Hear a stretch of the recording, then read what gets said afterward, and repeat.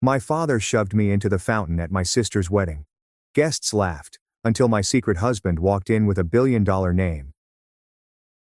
On my sister's wedding night, my father shoved me into the fountain. I stood, mascara bleeding, and smiled. Because in exactly 20 minutes, the doors would open and the family that laughed would finally learn who I really was. My father, at my sister's wedding, pushed me into a fountain. Water was dripping from my beautiful clothing. Mascara is dripping down my face. But rather than cry, I smiled. A discreet, knowing smile. Because at the time they had no idea who I really was or who I had married. The whispers, chuckles, and pointed fingers were about to be silenced forever. Growing up in the wealthy Campbell household of Boston was all about looks.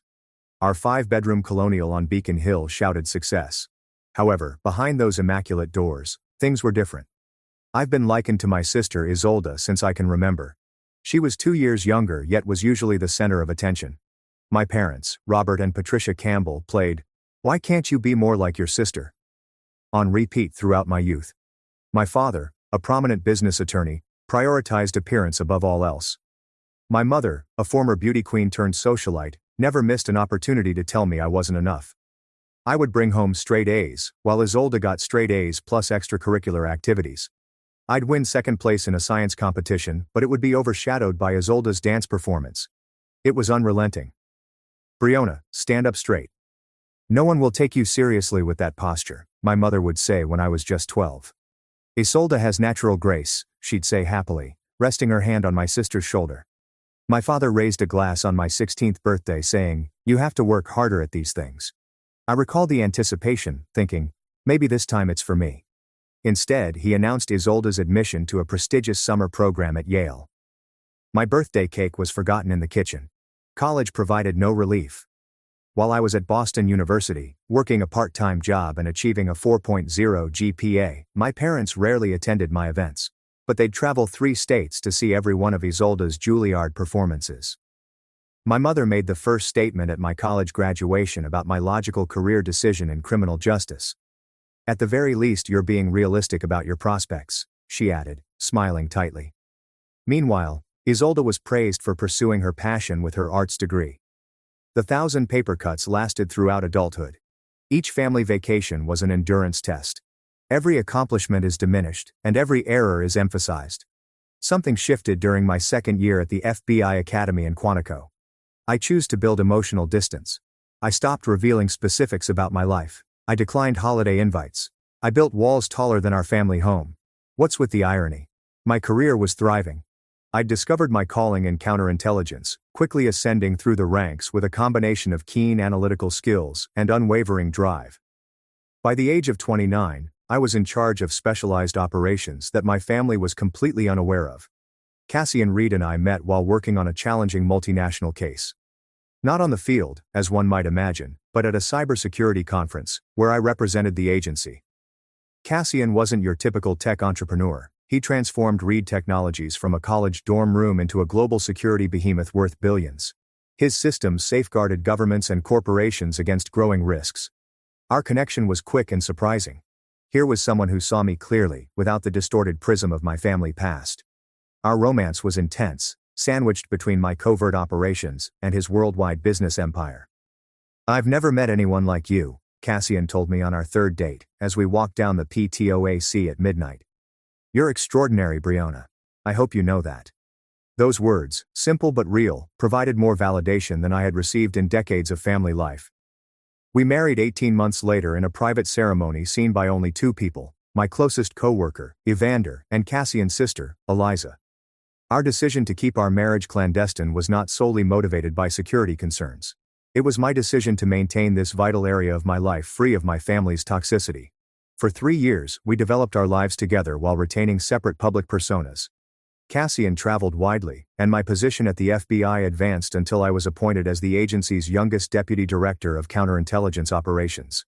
This brings me back to my sister's wedding. 6 months ago the invitation came in Boston, gold and dripping with presumption. Isolde was married Leander Wellington IV, the heir to a banking fortune. The evening promised to be the kind of extravagant exhibition that my parents adored. Cassian was poised to close a significant security deal in Tokyo. "I can reschedule," he said, noticing my uncertainty. "No. I insisted. This is too important for Reed Tech. I'll be fine for one afternoon. I'll try to make it back for the reception, he told me. Even if it's just for the end. So I found myself traveling alone to the Fairmont Copley Plaza Hotel, my stomach clenching with every mile. I hadn't seen much of my family in nearly 2 years. My sleek black Audi, one of the few comforts I gave myself, approached the valet. I checked my reflection one more time. Classy emerald green dress, subtle diamond studs, a Cassian present, and hair in a classic updo. I appeared successful, confident, and untouchable. I wish I felt that way within. For Isolda's wedding, the Fairmont's big ballroom transformed into a flower wonderland. White orchids and roses cascaded from crystal chandeliers. It was just the kind of extravagant show my folks had always envisioned. I gave my invitation to the usher, who looked at his list with a small grimace. "Miss Campbell, we have you seated at table 19. This is not the family table, of course." I nodded politely, having already understood. My cousin Rebecca noticed me first, her eyes expanding slightly before settling into a rehearsed smile. "Brionna, what a surprise. We weren't sure you'd make it." Her glance shifted to my vacant side. "And you came alone?" "I did," I said simply, with no explanation. "How brave," she replied with fake sympathy. "After what happened with that professor you were dating, what was his name?" "Mom said it was just devastating when he left you for his teaching assistant." It was a complete lie. I'd never dated a professor, let alone been abandoned by one. But this was the Campbell family's specialty, constructing tales that portrayed me as a continuous failure. "Your memory must be confusing me with someone else," I responded quietly. More relatives approached, and the interactions were the same. Aunt Vivian commented on my practical haircut, saying it was reasonable for a lady in my situation to forego more fashionable options. Uncle Harold inquired loudly if I was still pushing papers for the government and if I had considered changing careers because those positions never paid well enough to attract a good husband. My cousin Tiffany, Isolda's maid of honor, approached with air kisses that purposefully avoided my cheeks. "Brionna, it's been a while. I love the dress. Is it from the bargain retailer where you've always found great deals?" She didn't wait for an answer. "Isolda was just saying she wasn't sure you'd come. You know, since you missed the bridal shower, the bachelorette weekend, and the rehearsal supper, each occasion had coincided with vital operations I couldn't disclose. I had sent beautiful gifts with loving messages. Work responsibilities," I simply explained. "Right, your mysterious government job." She inserted air quotes around mysterious. "Leander's cousin works for the State Department. He says those administrative roles can be so demanding." I just smiled, letting them believe I was a clerical worker. The truth would have shocked them into silence, but it wasn't mine to disclose yet. My mother appeared, resplendent in a pale blue designer gown that likely cost more than a month of my substantial salary. "Brionna, you made it." Her tone suggested I'd completed an arduous journey rather than a simple drive across Boston. "Your sister was concerned you wouldn't come again." "I wouldn't miss Isolda's wedding," I said. Her eyes quickly scanned my looks for imperfections, but found none, so she settled on. "That color washes you out." Isolda, now officially Mrs. Wellington, arrived at the reception on the arm of her banker husband, and she was undeniably stunning in a custom barong gown with a cathedral train. My father beamed with pride, looking at Isolda as if she were the sun and moon combined, and I couldn't remember him ever looking at. The maitre d' directed me to table 19, which was so far from the main family table that I almost needed binoculars to see it. I was seated with distant cousins, my mother's former college roommate, and several elderly relatives who couldn't quite place who I was. "Are you one of the Wellington girls?" A hard-of-hearing great-aunt squinted at me over thick glasses. "No, I'm Robert and Patricia's daughter," I explained, Isolda's sister. Her face registered surprise. "Oh, I didn't know there was another daughter." That stung more than it should have, even after all these years. Dinner proceeded with elaborate courses and flowing champagne. From my distant vantage point, I watched my family holding court at the center table, laughing and celebrating without a glance in my direction. The traditional family photos had been taken earlier. During the maid of honor speech, Tiffany spoke movingly about growing up with Isolda, who was, like the sister I never had, pointedly ignoring my existence. The best man joked about Leander joining the Campbell family dynasty and how he was trading up by marrying the Campbell golden child. I kept my cool through it all, sipping water to stay clear-headed. Cassian had texted an hour earlier. "Landing shortly. Traffic from the airport is heavy. When the dance began, I tried to join a circle of relatives, but they discreetly closed ranks, leaving me on the outside. I retired to a quiet corner, checking my watch. Cassian would be here soon, just a little longer. My mother approached with a champagne flute in hand. "You could at least try to look like you're enjoying yourself," she snarled. "Your perpetual sulking is becoming a topic of conversation." "I'm not sulking, Mother. I am only observing." "Well, observe with a smile. The Wellingtons are important people, and your sister made an excellent match. Don't embarrass us, as if I were the one being embarrassed in this situation." "The least you could have done was bring a date," she continued. "Everyone is asking why you're here alone." I didn't bother explaining that my husband was worth more than the entire Wellington family fortune combined. That revelation would come soon enough. My father tapped his crystal glass for attention as the reception was in full swing. The audience fell silent as he went center stage in front of an impressive ice sculpture. "Today," he started, his voice conveying the trained projection of a seasoned attorney, "is the proudest day of my life. My lovely Isolde has made a match that beyond even a father's wildest dreams."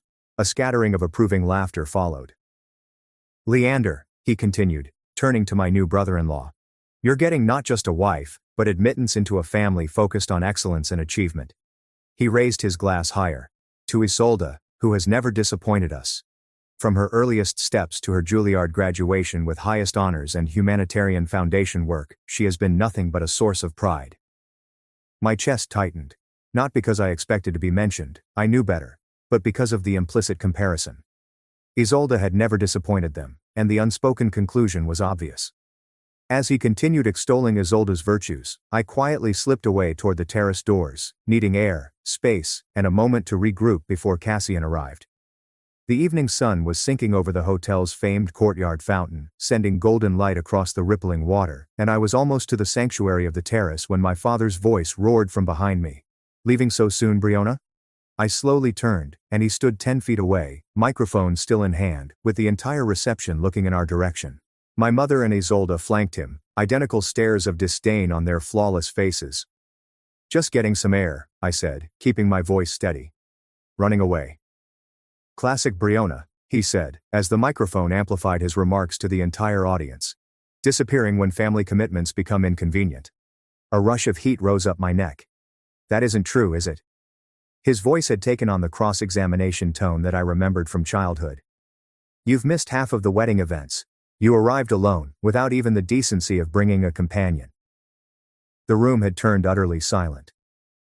"I'm sorry if my being alone bothered you," I added gently. "She couldn't even find a date," my father declared to the audience, eliciting uncomfortable laughter. 32 years old and no prospects in sight. Meanwhile, your sister has secured one of Boston's most eligible bachelors." His theatrics elicited even more laughs. "Dad," I murmured quietly, "this isn't the time or place." "It's exactly the time and place," he retorted, advancing toward me. "This is a celebration of success, of family achievement, something you would know nothing about." Each word was a calculated barb designed to penetrate years of carefully constructed armor. I looked at my mother and sister, hoping for any sign of intervention. They simply watched, my mother with a stiff smile, and Isolde with scarcely veiled joy.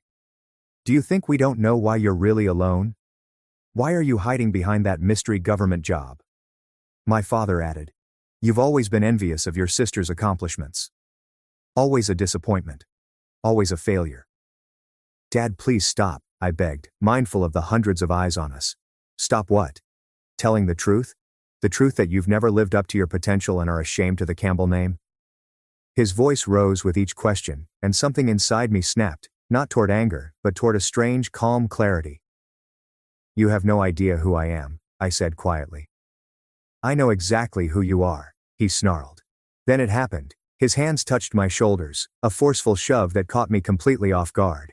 I stumbled backward, arms windmilling, but there was nothing to grab onto. For a split second, I felt weightlessness, then the shocking cold as I plunged backward into the courtyard fountain. Water engulfed me. My carefully styled hair collapsed, my silk dress billowed, then clung, and my makeup undoubtedly ran in rivulets down my face. The physical shock was nothing compared to the realization that my own father had just publicly humiliated me at my sister's wedding. The crowd's reaction came in waves, first shocked gasps, then uncertain titters, finally erupting into full-throated laughter and even scattered applause. Someone wolf whistled, and another voice called out, "Wet t-shirt contest after the garter toss." More laughter and applause. I pushed myself up, water streaming from my ruined dress, and my heels slipped on the fountain's slick bottom as I found my footing. Through dripping strands of hair, I saw my father's triumphant expression, my mother's hand covering a smile, and my sister's undisguised glee. The photographer took picture after picture, capturing my humiliation for posterity. This would be in the wedding album shared around at future family gatherings, another chapter in the Briona the Failure narrative. But something unexpected happened in that fountain, and as the cold water stunned my system, I realized I was done. I stood fully upright in the fountain, water cascading from my designer dress, pushing back my soaked hair and looking directly at my father. "Remember this moment," I said, my voice carrying across the suddenly quiet courtyard. Not shouting, not emotional, but clear and precise. My father's smile froze. Something in my tone must have registered because worry flickered in his eyes. "Remember exactly how you treated me," I added, edging slowly closer the fountain's edge. "Remember the decisions you made. Remember what you did to your daughter, because I guarantee you I will." I got out of the fountain with as much dignity as my wet state permitted. A stunned silence had replaced the laughter, and even my father appeared to be at a loss for words. I remembered a similar public humiliation from high school graduation, when my father interrupted my valedictorian speech to loudly comment that memorization had always been Briona's only talent, and the audience had laughed as well. I had shrunken into myself, becoming smaller, but not this time. I walked through the crowd, water dripping with each step, creating a trail across the expensive carpet. No one stopped me, no one offered help, no one spoke, and strangely, I was fine with that. For the first time in my life, I didn't need anything from these people. When I pushed through the door of the Fairmont's ladies' room, I saw myself in the gold-framed mirror, mascara streaked, plastered to my skull, the emerald dress now a darker forest green, saturated with water. But I didn't feel defeated. Rather, I felt strangely liberated. My phone was in my clutch, which I had happily left at table 19 prior to the fountain episode. I grabbed it from a concerned-looking distant relative who had guarded it for me, then returned to the bathroom to text Cassian. "How near are you?" His response was immediate. 20 minutes out, clearing traffic. Is everything okay?" I hesitated before typing. Dad pushed me into the fountain in front of everyone. 3 dots appeared instantaneously, then disappeared and reappeared. Finally. "I'm coming." 10 minutes. Cassian was always thinking 10 steps ahead and protecting what was important to him, which included me. I had no idea he had dispatched a security team ahead. The restroom door flew open, and a young woman entered, one of Leander's relatives, I assumed. She paused when she seen me. "Oh, are you okay?" "I'm all right," I said, straightening my spine. "Just a little wet." She hovered uncertainly. "Everyone's talking about what happened. It was quite dreadful of your father." Her unexpected friendliness almost shattered my heart. "Thank you for saying that. I have a spare dress in my car," she said. "It could be a little big, but..." "That's really nice, but I have a change of clothes in my car. A professional habit. Always have backup plans. Could you accompany me to the valet?" "I'd rather not wade through the crowd alone." "Of course," she answered. "My name is Maris. Leander's step-cousin from his mother's second marriage. Essentially, the Wellington family is an aberration." "Briona," I replied, offering my dripping hand. "The Campbell family is a scapegoat." Maris intervened as we made our way through a side exit to the valet stand, saying, "It's a pleasure to meet you." She laughed, and that brief moment of connection helped me stay calm. I collected my backup wardrobe from the Audi's trunk, a modest black sheath dress and flats I kept for emergencies, and after 10 minutes in a neighboring washroom, I had transformed myself from drowned rat to pretty acceptable professional. As I applied fresh makeup, I reflected on my real life, not the distorted version my family saw. I had graduated from Quantico at the top of my class, led operations that saved American lives, earned the respect of hardened field agents and Washington officials alike, and married a brilliant, kind man who valued me exactly as I was. None of that validation had come from the people now celebrating in the ballroom. And maybe that was the point. True worth is only found beyond the funhouse mirrors of poisonous family relationships. I checked my watch. Cassian would arrive any minute, and for the first time, I was ready to stop disguising our connection, not because I wanted my family to be impressed. That ship had sailed into the fountain with me, but I was tired of lowering myself to make them comfortable. My phone vibrated with a text message. From Cassian. In position. I took a deep breath, straightened my new dress, and headed back toward the reception with my head up and shoulders back. Maris had returned to her table, but she flashed me an encouraging thumbs up as I passed. The celebrations had resumed during my absence. The dance floor was crowded, the bar was busy, the cake was waiting to be cut, and no one noticed me right away, allowing me to position myself strategically near the main entrance. I spotted my mother first, holding court with several of her socialite friends, gesturing animatedly, and as I got closer, her words became clear. It's always been difficult. We've tried everything with her. Absolutely everything. The best schools, the best therapists. Some people simply refuse to thrive. Such a shame, said one of her acquaintances. Especially with Isolde being so successful. Same parents, same opportunities, genetics are mysterious. My mother sighed theatrically. Robert and I have accepted that Briona will never. She trailed off when she recognized me standing there, no longer hidden in the bathroom as she had believed. Briona, she replied swiftly. You look dry. Yes, mother. I always keep a spare outfit handy, one of many professional habits. Her pals exchanged awkward welcomes before finding urgent excuses to refill their drinks. Was humiliating me part of the wedding itinerary, or did Dad improvise that part? I was softly asking. Don't be so dramatic, she snarled. You were trying to slink away as usual. Your father simply lost patience with your antisocial behavior. Pushing your adult daughter into a fountain is not a normal response to perceived antisocial behavior. Perhaps if you had brought a date, made any effort at all to participate in your sister's happiness instead of making everything about your mysterious job and your perpetually busy schedule, things would have gone differently. I studied my mother's face, looking for any sign of the protective instinct that should have existed. There was nothing but resentment that I had interrupted her narration.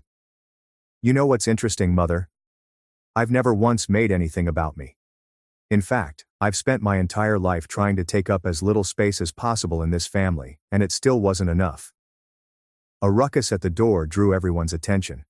The unmistakable sound of several car doors closing in rapid succession. The appearance of two men in perfect suits carrying out a modest security sweep. My mother frowned. What's happening?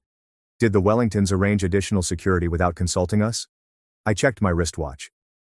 Right on time, I said. The sleek black Maybach had arrived, along with two equally outstanding security vehicles. Conversations paused as attention switched toward the entrance, as witnessed by the wedding guests. Even the music felt too quiet. My heart raced, despite my outward serenity. Cassian's effect on me persisted even after 3 years of marriage.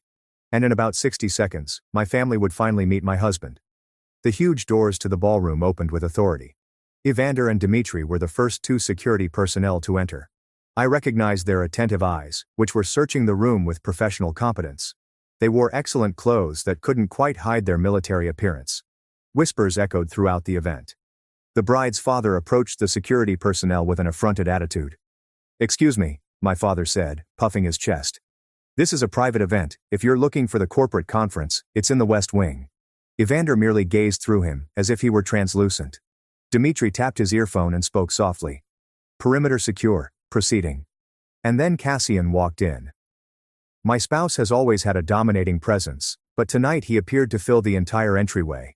6'2" with strong shoulders from years of swimming. He wore a custom Tom Ford suit that exuded riches and power. His brown hair was slightly windblown. He'd most likely come directly from the helicopter pad on the roof.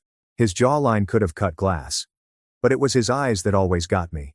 They were intensely blue and laser-focused, scanning the room in seconds before landing on me.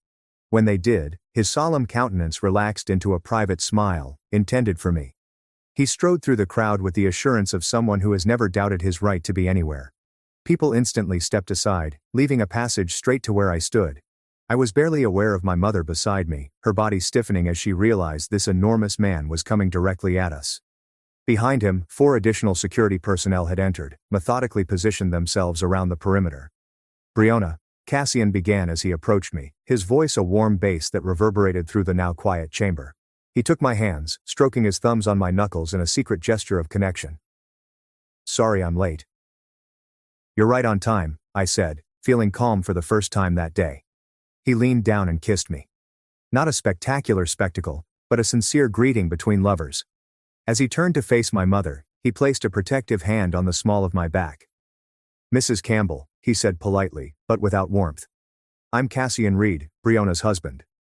My mother's face went through a breathtaking range of expressions, including astonishment, incredulity, calculation, and finally a strained attempt at happiness. "Husband?" she said, her voice unusually high.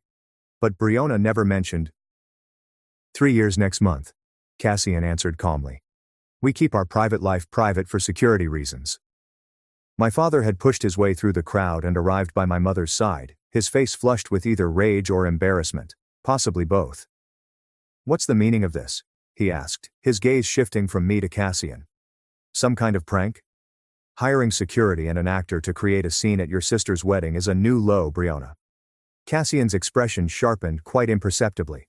Only someone who knew him as well as I did could see the lethal glitter in his eyes. "Mr. Campbell," he replied, his voice deceptively soft. "I'm Cassian Reed, CEO of Reed Technologies.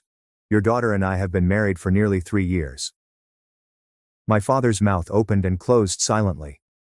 Reed Technologies was a household name and a multi-billion-dollar worldwide security corporation.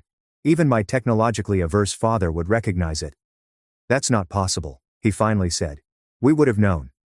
"Would you?" Cassian inquired, his tone genuine and curious. "When have you ever shown interest in Breonna's actual life?" "From what I've observed today, and what she's shared over the years, your interest extends only to criticizing her choices, not understanding them." My sister had now come, her white robe resembling an apparition drifting through the shocked attendees. Leander followed in her footsteps, his countenance conflicted between surprise and fascination. "What's happening?" Isolde demanded. "Who are these people?" "Apparently," my mother murmured softly, "your sister has a husband." "That's ridiculous," Isolde remarked. "She's making it up for attention." "On my wedding day." Cassian tightened his arm around my waist, not possessively, but supportively. "Mrs. Wellington, congratulations on your marriage. I apologize for missing the ceremony. International business obligations kept me in Tokyo until a few hours ago." His excellent manners contrasted sharply with Isolde's harshness. She flushed, uncertainly gazing around at Cassian, the security team, and the growing number of eager wedding guests. "Is this some kind of joke?" my father asked, his voice returning. "You expect us to believe that Breonna, our Breonna, secretly married a billionaire tech CEO," said one of Leander's buddies from the back, who appeared to have Googled Cassian on his phone. "Holy that's really Cassian Reed, Forbes cover last month. Net worth estimated at $12 billion. A collective gasp echoed throughout the room. My mother swayed slightly, grasping for the back of a chair to support herself. "I don't understand," she muttered. "Why wouldn't you tell us?" For the first time, her query was genuine rather than accusing. I nearly felt bad for her. "When have you ever wanted to hear about my successes, Mother?" I said kindly. "When have you ever celebrated anything about me?" she asked. "As for me," Cassian continued calmly, "I've been looking forward to meeting the family Breonna has described so vividly. Though I admit, after witnessing your behavior today, I find myself rather—" He hesitated, carefully weighing his words. "Disappointed." My father's face darkened. "Now listen here, young man." "No, Mr. Campbell," Cassian said abruptly, his voice as cold as steel. "You listen. I watched from the terrace as you publicly humiliated your daughter. I saw you push her into that fountain. I heard the things you said to her." My father's face was devoid of blood. "Under normal circumstances," Cassian went on, "such an assault would have immediate consequences. My security team was prepared to intervene, but Breonna signaled them to stand down. That's the kind of person your daughter is. Even after your despicable behavior, she didn't want to create a scene at her sister's wedding." The room had become utterly silent. Even the waiters were frozen in place. "Fortunately for you," Cassian went on, "my wife is a better person than I am. Because if anyone ever treated her that way again, my response would not be nearly so measured." The threat, conveyed in the most courteous manner possible, hovered in the air like storm clouds. The ballroom doors reopened at precisely that moment, as if orchestrated for maximum dramatic effect. 2 people in impeccable business clothes came, their posture revealing their identities even before I saw their faces. Evander and Sophia, my most trusted bureau team members. They came with purposeful strides, coming to a reasonable distance from Cassian and me as we stood with my family. Director Campbell, Sophia properly stated, adopting my official title. I apologize for the interruption, but there's a situation requiring your immediate attention. The title hung in the air for a moment before the whispering began. Director, did she say Director Campbell? What department? My father's confusion was nearly hilarious. Director of what? Some minor government office? Cassian's smile was razor-sharp. Your daughter is the youngest deputy director of counterintelligence operations in FBI history, Mr. Campbell. Her work has saved countless American lives and earned her the highest security clearance possible. More gasps and whispers. My mother looked like she was about to faint. Isolde stepped forward, her bridal glow dimmed by perplexity and dawning terror. That's impossible. Briona is just what, Isolde? I inquired calmly. Just your disappointing older sister? Just the family scapegoat? Just the perpetual failure? She wasn't going to respond. The Briona Campbell I know, Cassian began, his voice echoing easily across the silent room, is brilliant, courageous, and formidable. She has the respect of hardened field agents and government officials alike. She makes daily decisions that affect national security. He turned and looked directly at my father. And for some inexplicable reason, she still cared enough about your approval to attend this wedding, despite knowing exactly how you would treat her. My father appeared to have aged 10 years in the last 5 minutes. The confident bullying attorney had departed, leaving behind a perplexed elderly man struggling to reconcile his lifelong story with this new reality. Why didn't you tell us? He inquired, his voice as low as I had ever heard it. Would you have believed me? I said simply. Or would you have found a way to reduce this as well? His silence provided an adequate response. Evander approached with a protected tablet. Director, I hate to press, but we need your authorization on this operation. I grabbed the tablet, scanned the material, and made a hasty choice. Proceed with option 2, but increase surveillance on the secondary target. I'll call in for the full briefing in 20 minutes. Yes, ma'am, Evander said, handing the tablet back. The professional discussion took seconds, but the impact on the room was seismic. This was not play acting. This wasn't some sophisticated ruse.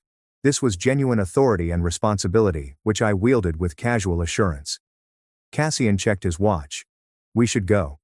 The chopper is waiting, and the Tokyo crew is ready for the video conference at 9 o'clock. I nodded and turned to face my startled family one final time. Congratulations on your wedding, Isolde. I wish you and Leander all happiness.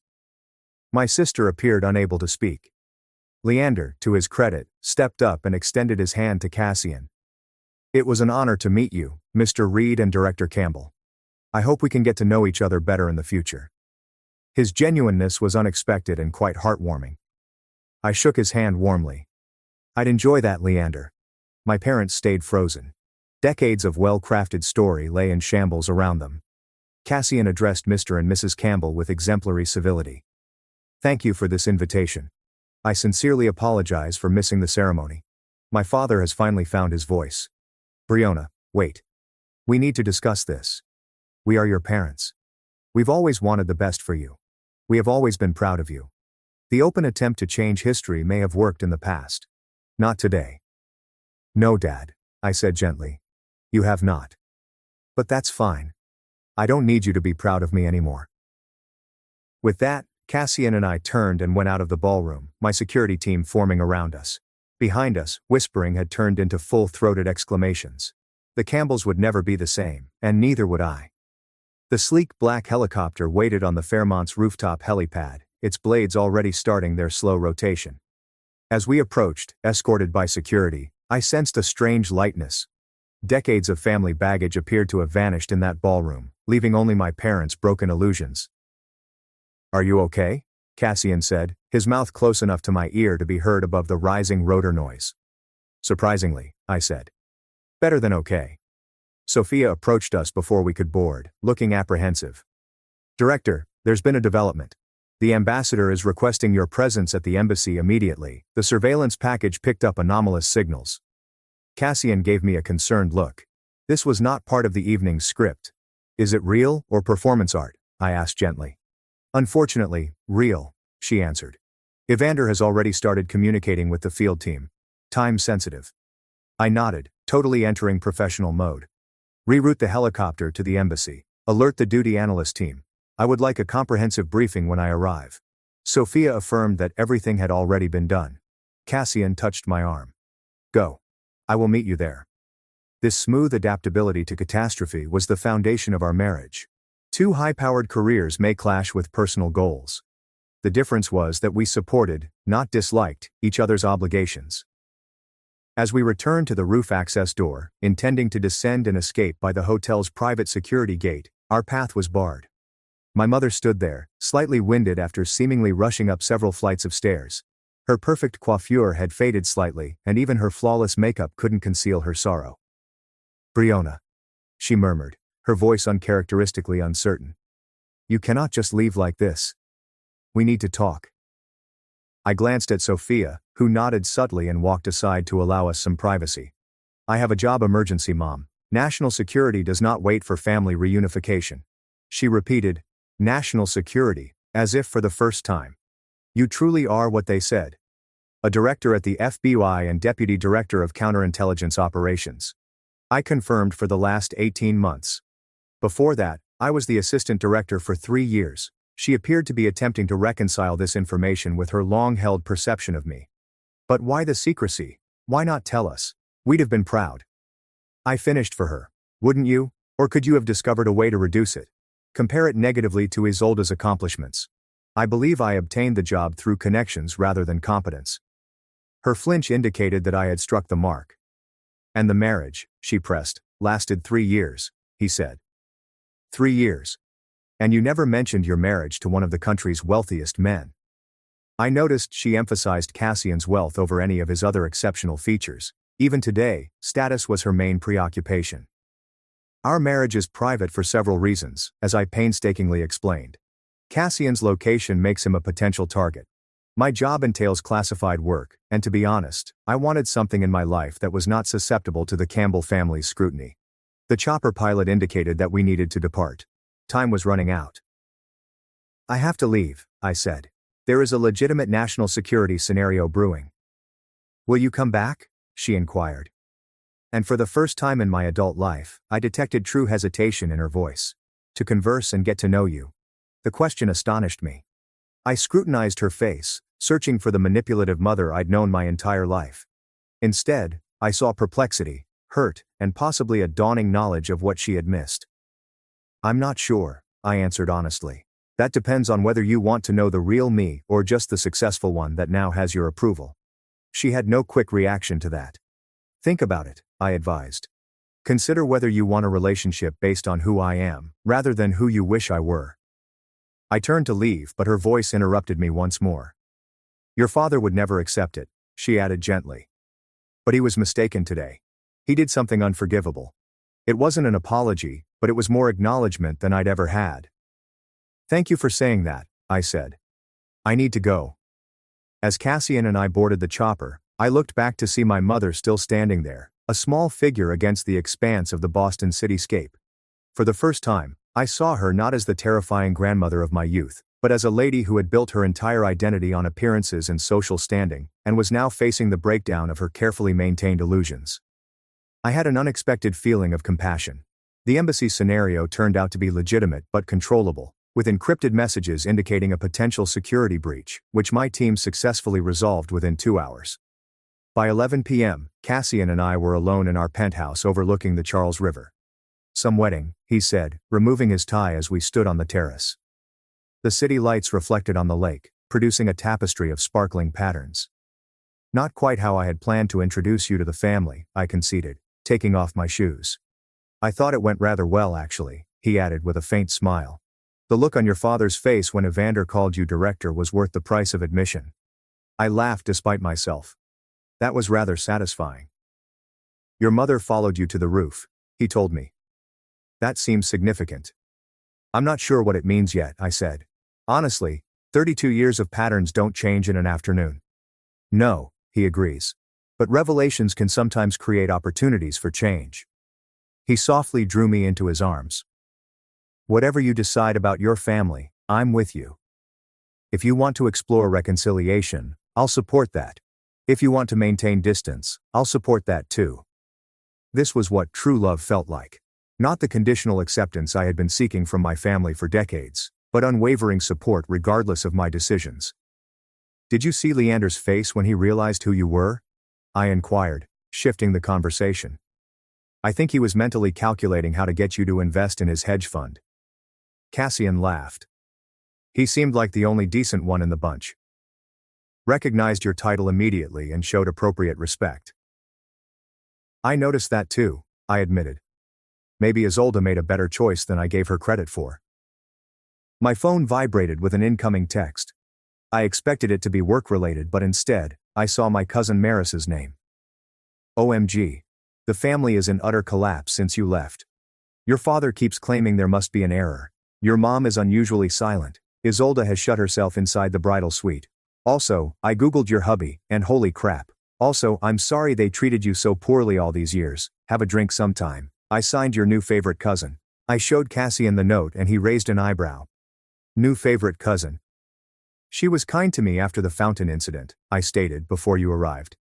Offered me a spare dress. Helped me avoid the crowd. Small kindness, but it stood out. Sometimes allies come from unexpected places, he noted. Over the next hour my phone filled up with messages from family members who had never called me before. Distant family unexpectedly recalled my birthday.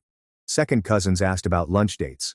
My father sent a stiffly formal text message requesting that we discuss recent developments at your earliest convenience. I hushed the phone and laid it aside. Those reactions can wait.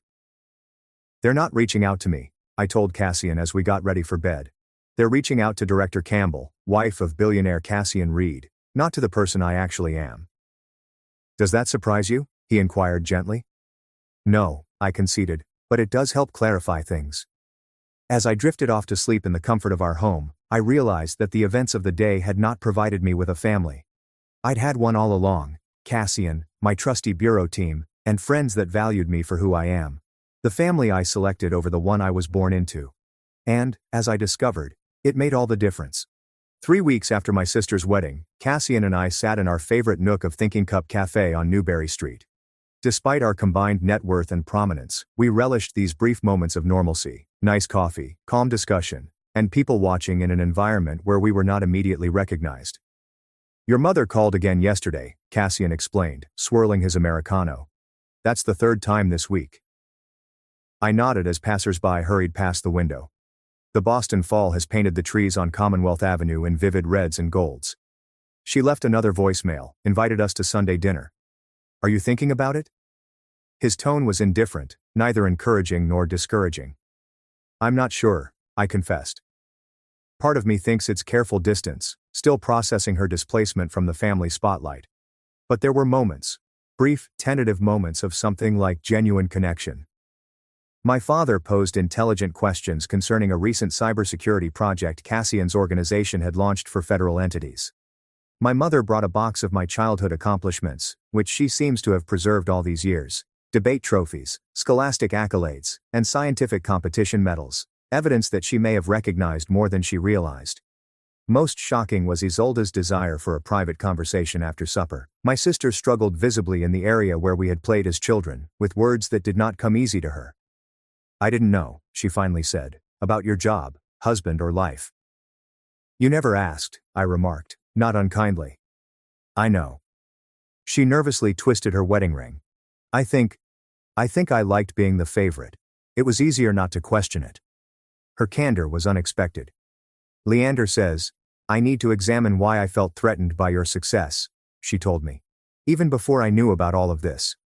She made a vague gesture that included my work, marriage and position. He thinks we could both benefit from family therapy. I stared at my sister intently, probably for the first time in years. Behind the beautiful facade, I saw uncertainty and uneasiness. Even the golden kid status comes with its own set of difficulties and unreasonable expectations. I'd think about that, I responded cautiously. Not immediately, but eventually.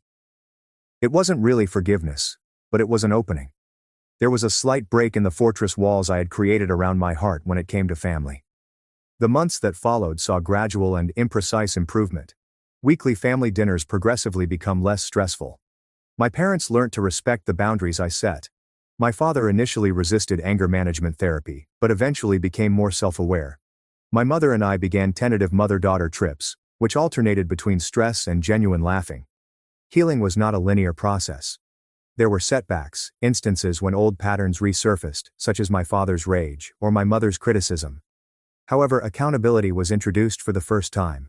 A readiness to accept responsibility for harm and make efforts to remedy it. However, the most profound change occurred within myself rather than in my family. I no longer based my worth on their acceptance. I no longer downplayed my accomplishments to make people comfortable. I could no longer accept disrespect as the price of membership. 1 year after the infamous wedding, Cassian and I had a party at our house.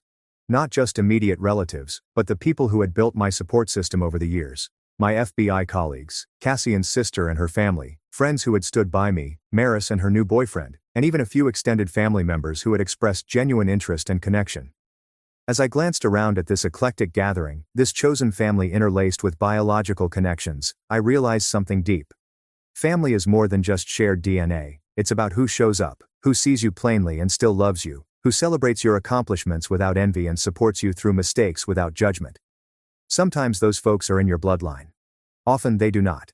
The magic happens when you stop imposing connections where they don't naturally exist, and instead cultivate those that bring mutual joy and growth. Standing in our kitchen, prepared to serve dessert, I felt Cassian's arms embrace me from behind.